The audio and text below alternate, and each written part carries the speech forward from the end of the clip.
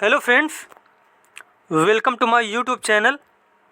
आज हम लोग पढ़ेंगे ईवीएस के 50 मोस्ट इम्पॉर्टेंट क्वेश्चन। और ये सारे वही क्वेश्चन हैं जो विगत वर्षों में किसी न किसी टेट एग्ज़ाम में पूछे गए हैं और आने वाले सभी टेट एग्ज़ाम और स्टेट एग्ज़ाम के लिए जो प्राइमरी लेवल के होते हैं जिसमें से ईवीएस आती है, सभी के लिए बेहद कारगर साबित होंगे। और जो लोग नए हैं, अगर उनको वीडियो अच्छा लगे तो चैनल को सब्सक्राइब करें, वीडियो को लाइक करें, कमेंट करें। चलिए देखते हैं। यहाँ पे क्वेश्चन आपको दिया गया, पहला क्वेश्चन बताया गया है।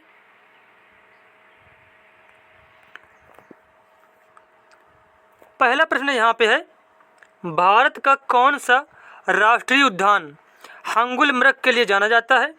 आंसर हो जाएगा दाचीग्राम। और कहाँ पे है? जम्मू एंड कश्मीर में। कहाँ पे? जम्मू एंड कश्मीर में। और क्वेश्चन ये भी कई बार पूछा जाता है कि जम्मू कश्मीर को कौन से आर्टिकल के अंतर्गत विशेष राज्य का दर्जा प्राप्त था? तो आर्टिकल 370 के अंतर्गत। और फिलहाल अभी क्या किया गया? हटा दिया गया है। तो ये पॉइंट आपको याद रखने हैं।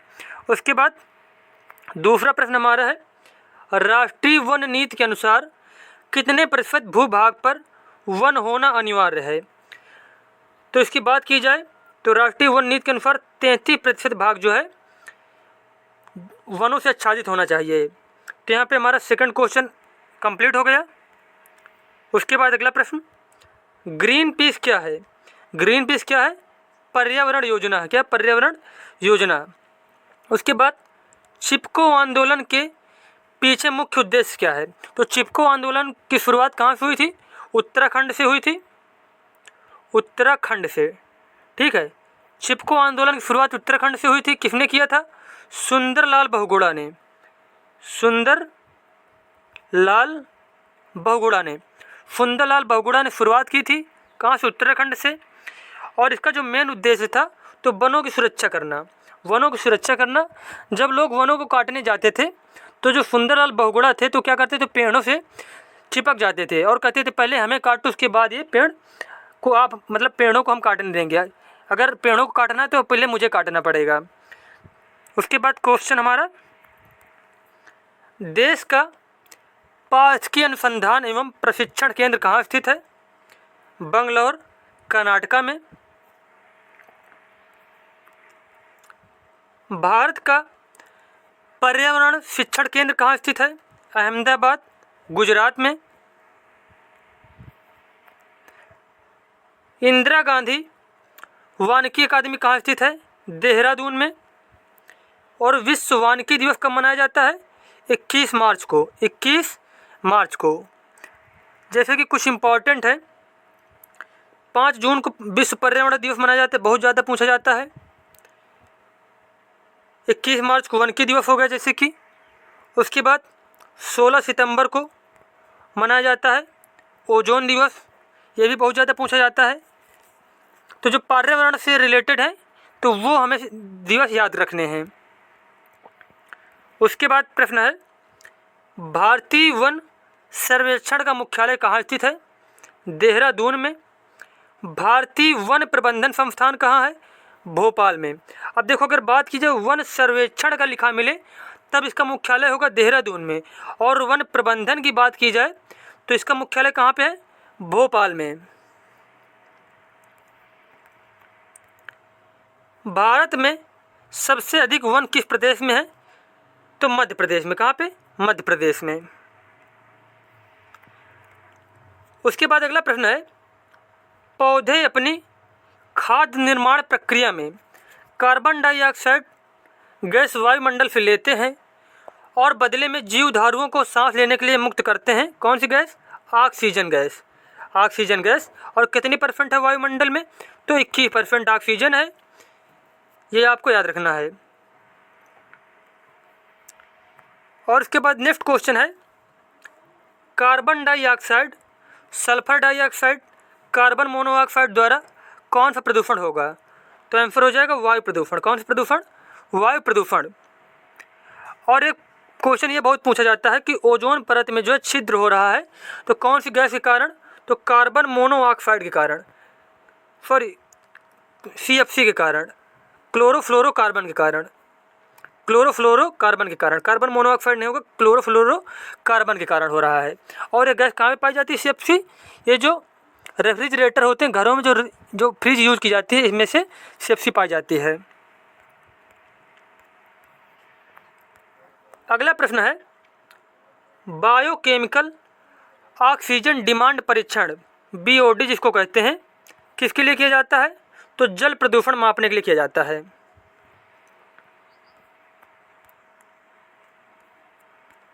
उसके बाद क्वेश्चन है,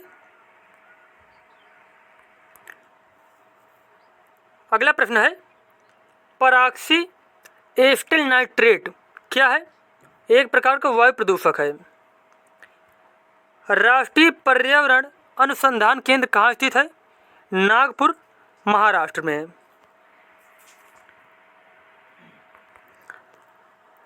उसके बाद क्वेश्चन है वायुमंडल में ओजोन परत हमारी रक्षा किन किरणों से करती है? पराबैंगनी किरणों से।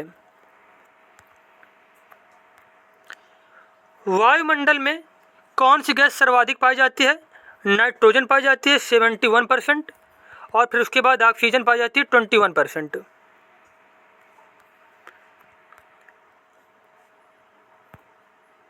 अगला प्रश्न है यहाँ पे आकाश नीला किसके कारण दिखाई देता है? प्रकीर्णन के कारण। किसके कारण? प्रकीर्णन के कारण। विश्व पर्यावरण दिवस किस तिथि को मनाया जाता है? 5 जून को। भारत सरकार द्वारा केंद्र में पर्यावरण विभाग की स्थापना किस वर्ष की गई थी? 1980 में। 1980 में।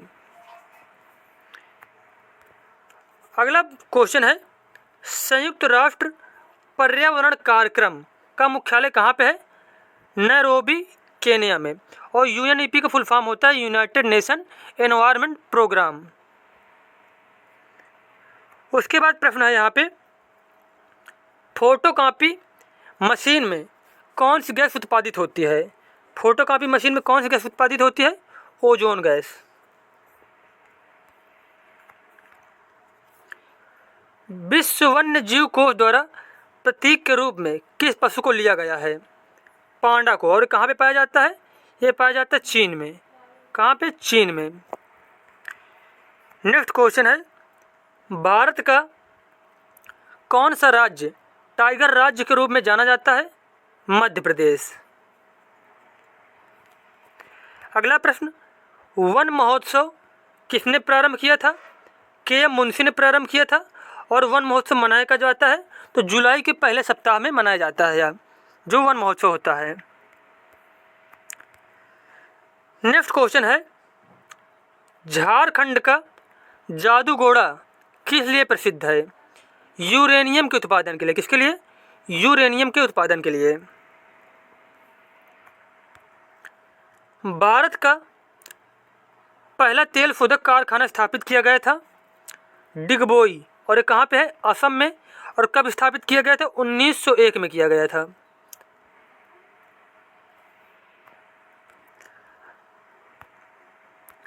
अगला प्रश्न है सफोकेशन क्या है?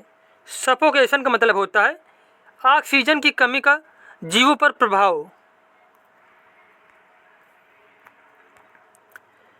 उसके बाद नेक्स्ट क्वेश्चन जलवायु परिवर्तन में किन गैसों की मुख्य भूमिका होती है? ग्रीन हाउस गैसों की। ग्रीन हाउस गैसों की।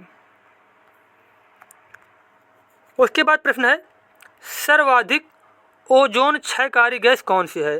तो CFC अभी हमने बताया था आपको क्लोरोफ्लोरोकार्बन। नेक्स्ट क्वेश्चन है बहुत ज़्यादा इंपॉर्टेंट क्वेश्चन है क्लोरोफ्लोरोकार्बन किन गैसों का संयुक्त रूप है? तो क्लोरीन, फ्लोरीन और कार्बन। क्लोरीन, फ्लोरीन एवं कार्बन का संयुक्त रूप होती है। उसके बाद प्रश्न है यहाँ पे भूतल पर CFC का प्रयोग कहाँ होता है? स्प्रे कैन डिस्पेंसर में, वातानुकूलकों में, रेफ्रिजरेटरों, हेयर स्प्रे, शेविंग क्रीम और विविध सौंदर्य प्रसाधनों में CFC का यूज किया जाता है। ग्रीन हाउस प्रभाव का प्रत्यक्ष परिणाम क्या होगा? ग्लेशियर पिघलने लगेंगे। ग्लेशियर पिघलने लगेंगे। भारत में वृक्षों का आदमी किसे कहा जाता है? सुंदरलाल बहुगुणा को। अगला है सर्वाधिक जैव विविधता कहाँ पाई जाती है? तो ट्रॉपिकल रेन फॉरेस्ट, जिसको हिंदी में बोलते हैं उष्णकटिबंधीय वर्षा वन जो होते हैं। बायोटेक्नोलॉजी पार्क कहाँ पर स्थित है? लखनऊ में। उसके बाद क्वेश्चन है पृथ्वी दिवस कब मनाया जाता है? तो 22 अप्रैल को मनाया जाता है, 22 अप्रैल को। भविष्य का ईंधन किसे कहा जाता है?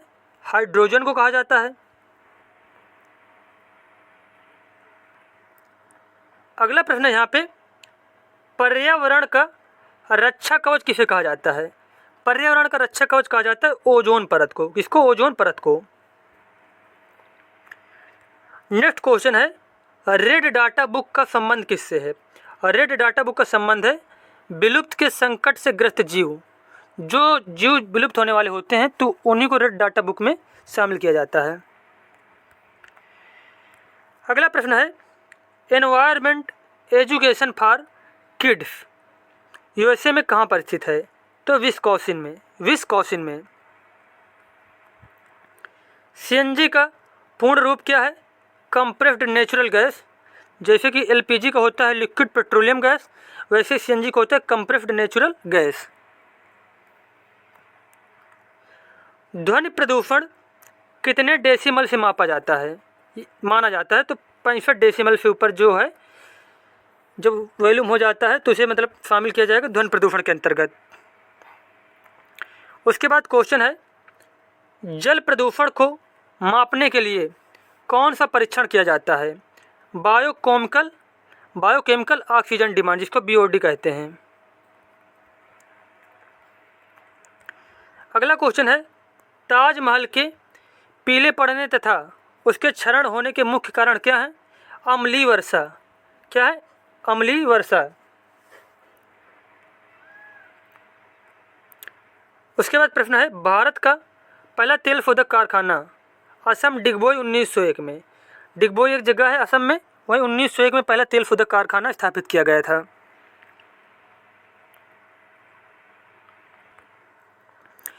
अगला प्रश्न है भारत का कौन सा राष्ट्रीय उद्यान घड़ियालों के लिए जाना जाता है? भीतरकनिका, और कहाँ पे? ओडिशा में है। नेक्स्ट क्वेश्चन है भूरा कोयला के नाम से जाना जाता है। भूरा कोयला के नाम से जाना जाता है लिग्नाइट। क्या जाना जाता है? लिग्नाइट। उसके बाद 50 नंबर और लास्ट क्वेश्चन पेट्रोलियम से बने उत्पाद को कहा जाता है? पेट्रोलियम से बने उत्पाद को कहा जाता है काला सोना। क्या कहते हैं? काला सोना।